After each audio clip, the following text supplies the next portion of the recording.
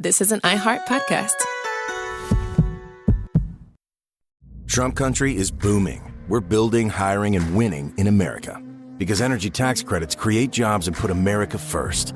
Jobs and factories will come roaring back into our country. More production at home will mean stronger competition and lower prices for consumers. And America's comeback depends on American energy. President Trump, keep what works. Don't repeal energy tax credits.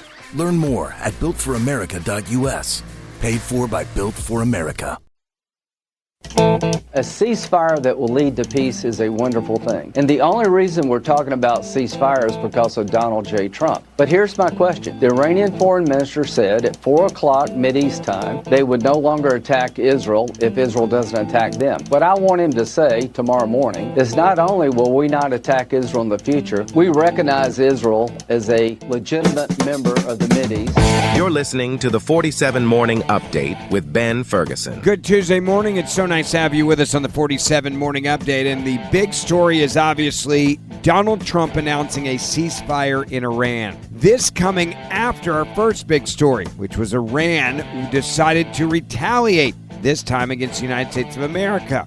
But the story behind the retaliation is one that's very interesting, and we're going to explain that to you. And we're also going to cover what Donald Trump said and what this ceasefire means and what could happen moving forward. We've got it all for you right now, as it's a historic day in American history and a massive victory for President Trump and his leadership. And it starts right now. Story number one. Nothing short of historic. President Donald Trump announcing on Monday that Israel and Iran have agreed to a, quote, complete and total ceasefire after 12 days of ongoing war between the two countries. The president putting it this way, saying, quote, congratulations to everyone. It has been fully agreed by Israel and Iran that there will be a complete and total ceasefire in approximately 6 hours from now, when Israel and Iran have wound down and completed their in-progress final mission for 12 hours, at which point the war will be considered ended, all capital letters. Trump putting this on Truth Social, saying officially Iran will start the ceasefire, and upon the 12th hour, Israel will start the ceasefire, and upon the 24th hour, an official end to the 12-day war will be saluted by the world. During each ceasefire, the other side will remain peaceful and respectful, Trump added, for having agreed to a ceasefire on the assumption that everything worked as it should, saying, quote, this is a war that could have gone on for years and destroyed the entire Middle East, but it didn't and never will. God bless Israel. President then said, God bless Iran. God bless the Middle East. God bless the United States of America. And then in all caps, the president wrote, God bless the world. Now, Trump's chosen title, the 12-Day War, is a clear allusion to the 6-Day War of 1967, another dramatic victory by Israel over its enemies. The 12-Day War is no less dramatic a victory, and perhaps even greater one, opening a path for greater peace and prosperity in the region, and for the India, Middle East, European economic corridor, the trade route that Trump has been talking about a lot lately. Now, the other part of this is what happened after Israel struck those Iran nuclear sites. It was clear that Iran wanted to get a deal done quickly, but they also had to save face. And so now we know more about their strike against American interests in Qatar. What we now know is that strike was symbolic and also calibrated retaliation. The missile strike on Qatar and our Air Force base, Iran launched a barrage, reportedly of 14 to 19 short and medium-range ballistic missiles, in response to U.S. bunker buster bombings of the 3 nuclear sites that the president ordered in America. Most missiles were intercepted. Why? Because they said beforehand this was going to happen. One of those missiles reportedly struck the base but caused no casualties. Thank goodness. And Iran also stated that this was a proportional and measured response, as they described it. In fact, they fired exactly as many missiles as the U.S. dropped bombs, emphasizing symmetry and avoiding escalation by also saving face as a radical Islamic regime. It also provided advance notice, we now know, to Qatar and also to the U.S., signaling, quote-unquote, restraint. And then the de-escalation signals began. Despite that strike, Iran avoided broader disruptions. It didn't threaten global oil supplies or shut down the Strait of Hormuz. That is something that their parliament, in essence, had said they were going to advocate for just 24 hours earlier. But clearly the leadership in Iran didn't want to do that. Iran indicated it would, quote, stand down if Israel halted its bombings, hinting at a conditional truce. Now, the takeaway from all of this is that Iran's goal was clearly limited. It was also a symbolic blow and not a full military engagement. Why? Because Iran had to keep up their strong rhetoric, but no escalation. The Supreme Leader, for example, and the IRGC emphasized their, quote, readiness to hit the Achilles heel of U.S. forces. But they actually didn't do that at all. The foreign minister in Iran also came out condemning the U.S. bombings as a, quote, heinous crime and warned of everlasting consequences, reserving all options. Clearly, that wasn't actually what they were planning on as well. And then the parliament backed that potential closure of the Strait of Hormuz, but the council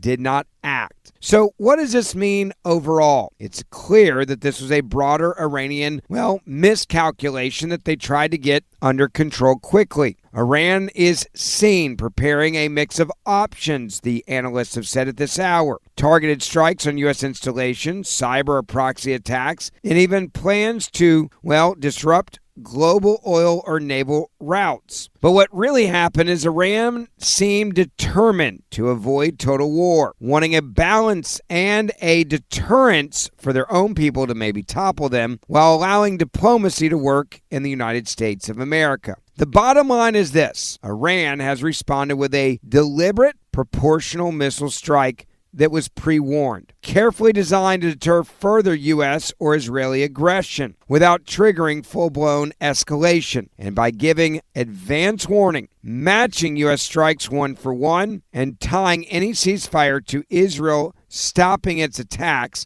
Tehran now appears intent on framing its move as a strategic and restrained, not reckless regime who clearly learned their lesson. When Donald Trump tells you have 60 days to make a deal, you better make the damn deal. Now story number 2. There is a massive ceasefire that we all now know about, and it is a historic moment for the President of the United States of America, who said, I do not want regime change. I do not want to take out the leader in Iran. I do want to make sure that we are safe and that they never receive nuclear weapons. Well, you put that in contrast with what the media wanted, and my oh my, is it a very different story. We know the mainstream media hates Donald Trump. We know that they care more about him being a failure than they do about the success of making sure that our foreign policy keeps Americans and others safe around the world. But if you need a moment to highlight exactly how biased the media is and exactly how much they hate Donald Trump and how much they would rather Trump fail than there be success and safety and security for the United States of America, then you just need to listen to what I'm going to play for you right now. Now, what I'm about to play for you was on CNN, right? The most trusted name in news. And it was an embarrassing moment if you were watching it. I hope you share this everywhere, because CNN gets word that Iran has accepted the ceasefire deal just seconds after Caitlin Collins sets up a narrative casting doubt on Donald Trump. Yes, this happened in real time. No, this is not me putting two different segments together from different parts of the day. I want you to listen to this to the very end. You really can't make this up. And I mean this. You cannot hate the liberal media enough.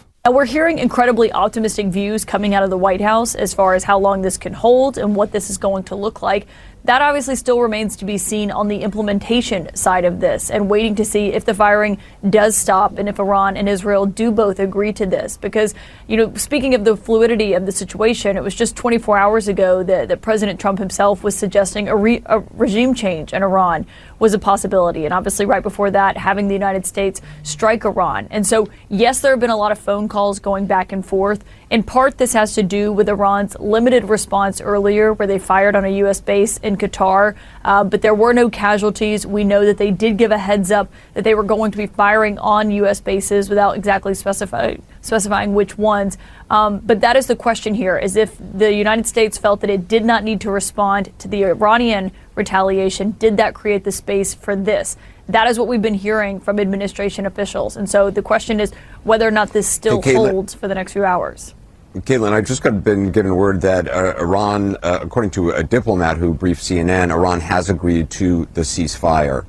So this is significant. I just want to try to learn some more information as soon as we get it about that. But if that is the case, that's incredibly significant, because that is, we were waiting. We had not heard from Iran. We had not heard from Israel. All we were going on so far has been the president's social media post, which was some 2 hours ago. So again, that is the first indication we have that Iran has agreed to this.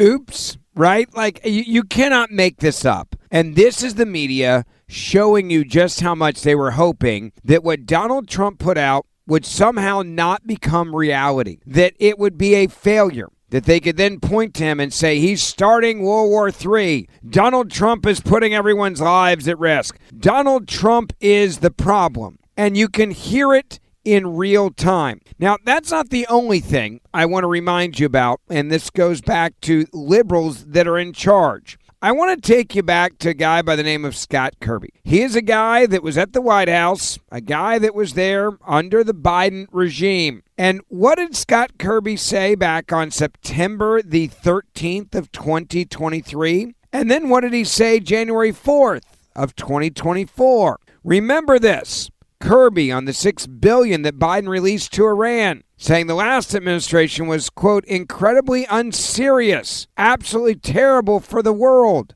Here is the compare and contrast of them. The U.S. will have visibility and will be able to engage in oversight about where the money was going and for what purpose. If Iran tries to divert the funds, we'll take action and we'll lock them up again. And there will be sufficient oversight to make sure that the request is valid and that it's going through vendors who we and the Qataris can trust will actually contract for the goods, the medical equipment, the food, whatever it is. The regime doesn't get to touch the money, Peter. Doesn't go to them. They don't get to decide ultimate destination, and they have no direct access to it.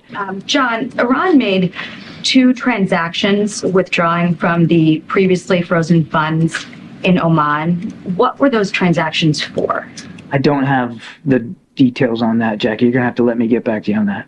There's the line. Whether it's the media or whether it was the Biden administration, they were lying to you the entire time about what was happening with their administration, and they were not holding Iran accountable. And now that President Trump has done it, they're now furious that it is a success, and they're rooting against it every step of the way. Which brings me to the point. Why did so many Americans vote for Donald Trump? It's actually very simple. Because they wanted to make sure that countries like Iran, who are a threat to the United States of America, are held accountable. And yet again, the president made good on his promise to the American people to protect and defend the homeland. Thank you for listening to the 47 Morning Update with Ben Ferguson. Please make sure you hit subscribe wherever you're listening to this podcast right now. And for more in-depth news, also subscribe to the Ben Ferguson Podcast, and we will see you back here tomorrow. This is an iHeart podcast.